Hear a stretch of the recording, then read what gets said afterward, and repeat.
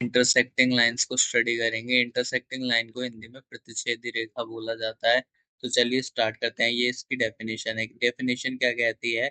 Intersecting lines are two lines that cross each other at exactly one point. तो intersecting line होने के लिए दो लाइनें होनी चाहिए, दो ही, सिर्फ और सिर्फ दो लाइनें। अगर दो से ज्यादा लाइनें एक दूसरे को इस तरीके से क्रॉस करती हैं यानी काटती हुई जाती हैं, तो उसको फिर कनकरेंट लाइन बोला जाता है। वो एक डिफरेंट टॉपिक है, उसको मैं आपको बाद में एक्सप्लेन करूंगा।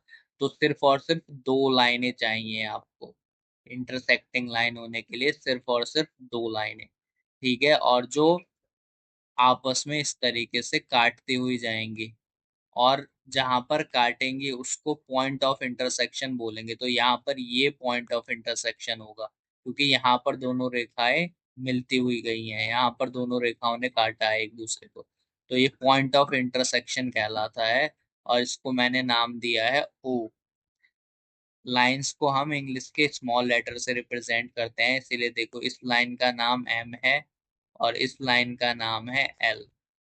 अब यहाँ पर देखिए हिंदी में क्या लिखा है? प्रतिच्छेदन रेखाएं दो रेखाएं होती हैं, सिर्फ और सिर्फ दो, ठीक है, जो एक दूसरे को ठीक एक बिंदु पर काटती हैं। तो सिर्फ वन पॉइंट पर, यानी ये यहाँ पर काट रही हैं एक दूसरे को, यहाँ से काटती हुई गई हैं, तो सिर्फ और सिर्फ एक पॉइंट पर इन्होंने एक दूसरे को काटा है, इंटरसेक्ट किया है।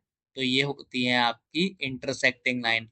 सपोज कीजिए यहाँ पर अगर एक लाइन ऐसे आ जाए और एक लाइन फिर एक यहाँ से ऐसे आ जाए, तो अगर दो से ज्यादा लाइनें इस तरीके से एक ही पॉइंट पर आपस में एक दूसरे को काटती हुई जाएंगी, इंटरसेक्ट करती हुई जाएंगी, तो फिर उसको कनकरेंट लाइन बोला जाता है। वो डिफरेंट टॉपिक है, उसको मैं अगली वीडियो में आपको एक्सप्लेन करूंगा। ओके।